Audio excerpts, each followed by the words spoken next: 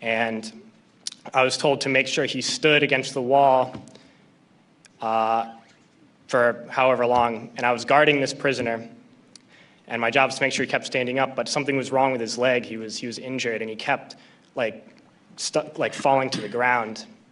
And the sergeant in charge would come and tell me to get him up off his feet.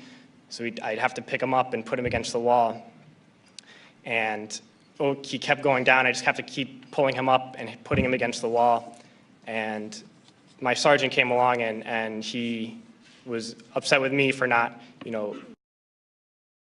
continue to stand. He picked him up and slammed him against the wall several times.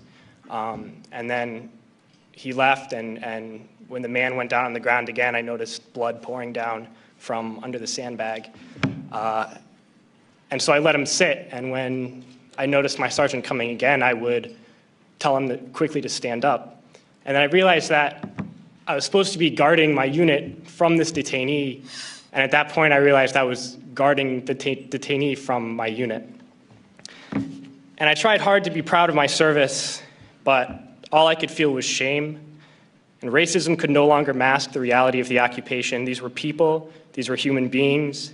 I've since been plagued by guilt anytime I see an elderly man, like the one who couldn't walk, who we rolled onto a stretcher and told the Iraqi police to take him away. I feel guilt anytime I see a mother with her children, like the one who cried hysterically and screamed that we are worse than Saddam as we forced her from her home. I feel guilt anytime I see a young girl, like the one I grabbed by the arm and dragged into the street. We were told we were fighting terrorists. The real terrorist was me, and the real terrorism is this occupation. Racism within the military has long been an important tool to justify the destruction and occupation of another country. It has long been used to justify the killing, subjugation, and torture of another people. Racism is a vital weapon employed by this government. It is a more important weapon than a rifle, a tank, a bomber, or a battleship. It is more destructive than an artillery shell, or a bunker buster, or a Tomahawk missile. While all those weapons are created and owned by this government, they are harmless without people willing to use them. Those who send us to war do not have to pull a trigger or lob a mortar round. They do not have to fight the war, they merely have to sell the war. They need a public who is willing to send their soldiers into harm's way. They need soldiers who are willing to kill and be killed without question. They can spend millions on a single bomb, but that bomb only becomes a weapon when the ranks in the military are willing to follow orders to use it. They can send every last soldier anywhere on earth, but there will only be a war if soldiers are willing to fight. And the ruling class, the billionaires who profit from human suffering, who care only about expanding their wealth, controlling the world economy, understand that their power lies only in their ability to convince us that war, oppression, and exploitation is in our interest. They understand that their wealth is dependent on their ability to convince the working class to die to control the market of another country. And convincing us to kill and die is based on their ability to make us think that we are somehow superior. Soldiers, sailors, Marines, airmen have nothing to gain from this occupation.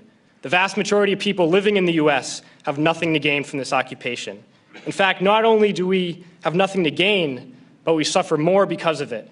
We lose limbs, endure trauma, and give our lives. Our families have to watch flag-draped coffins lowered into the earth. Millions in this country without health care, jobs, or access to education must watch this government squander over $450 million a day on this occupation.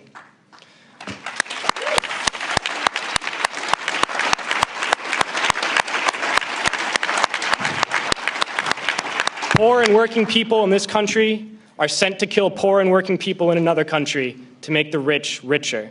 And without racism, soldiers would realize that they have more in common with the Iraqi people than they do with the billionaires who send us to war.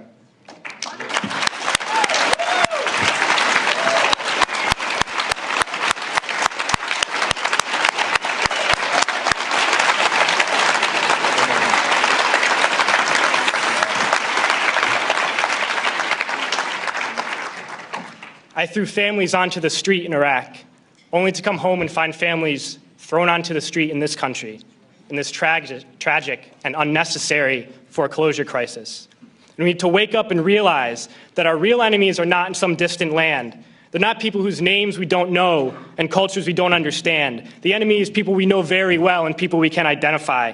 The enemy is a system that wages war when it's profitable. The enemy is the CEOs who lay us off from our jobs when it's profitable. It's the insurance companies who deny us health care when it's profitable. It's the banks who take away our homes when it's profitable. Our enemy is not 5,000 miles away. They are right here at home. And if we organize and fight with our sisters and brothers, we can stop this war, we can stop this government, and we can create a better world.